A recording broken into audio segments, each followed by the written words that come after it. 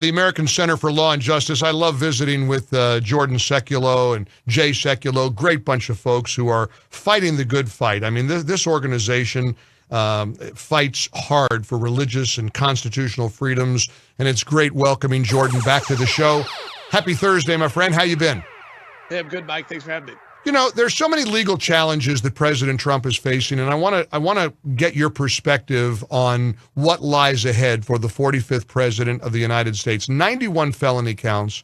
There's an expectation they only need 1 or 2 or 3 to stick. Can you give us, I've been wanting to kind of pick your brain and get your view at 35,000 feet of what the next year is going to look like for President Trump in the courtroom. In the courtroom, there's going to be a lot of motions filed and a lot of appeals, especially for President Trump. I mean, you see yesterday with the Georgia court is kind of starting out, but they're also saying we're not sure if we should really start because there's still an issue of whether some of these or all of these cases are going to be removed from the state court to the federal court. So that one with 19 different defendants in there, extremely complicated, all with different charges or different kinds of charges.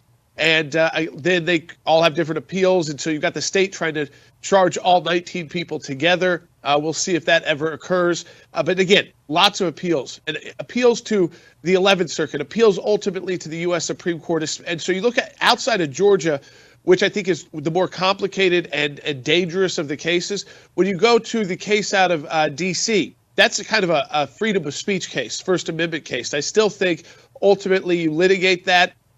Depending on the judges you get, it still likely ends up at the U.S. Supreme Court, and that speech is protected speech. That's a pretty weak indictment from Jack Smith. We saw yesterday, Mike, in Florida, the first time they've announced that they had someone flip. This was on the documents. It's another fairly weak case because there isn't a lot of clear law on presidential declassification. There's clear law on everybody else, but not when it comes to a president on how they can declassify. Then how you work with the National Archives to remove documents. And again, it wasn't like people are going all over the country filing lawsuits against Mike Pence or against Joe Biden. We haven't seen that on their the fact that they had classified documents. So right. I think you look at I think the New York case, honestly, was kind of so weak coming out of the gate, trying to tie a business charge, like misdemeanor records charge to an election law. And we still haven't seen out of that case, Mike, where the clearly like what they are actually trying to charge the president with. But I will say this. I mean, just think about what we just went through. If you weren't Donald Trump, this would be impossible. I mean, this would sink most people financially, your time, your ability to kind of function. I think you'd shrink away from the public life. And instead, because he is such a fighter with the resources to fight, you're seeing the exact opposite. And the American people, I think, are responding to that. And so they kind of feel that they're in each of these fights, too.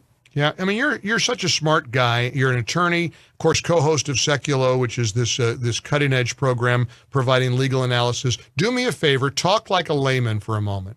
Talk like the layman talk to the layman that I am, the Luddite that I am, the legal Luddite that I am.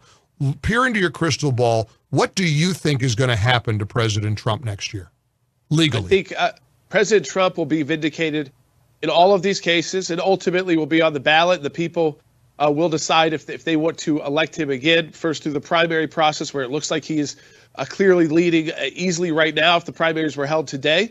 There are these interesting challenges. I don't want to get, again, back into the too deep in the legal weeds, but this 14th Amendment challenge that started out from a law review article that it's funny. All these law professors who have been professors for 20 and 30 years at the nation's top law schools just figured out this week that they think the 14th Amendment and Section 3 of that is a self-executing amendment that anyone like a Secretary of State can just remove a president from the ballot if they feel like they have committed kind of insurrection against the country. We've already are going to make sure at the ACLJ that all 50 secretaries of states have a clear analysis of why that is clearly wrong, why the court precedent is wrong on that, why the history is wrong on that, the legislative precedent is wrong on that.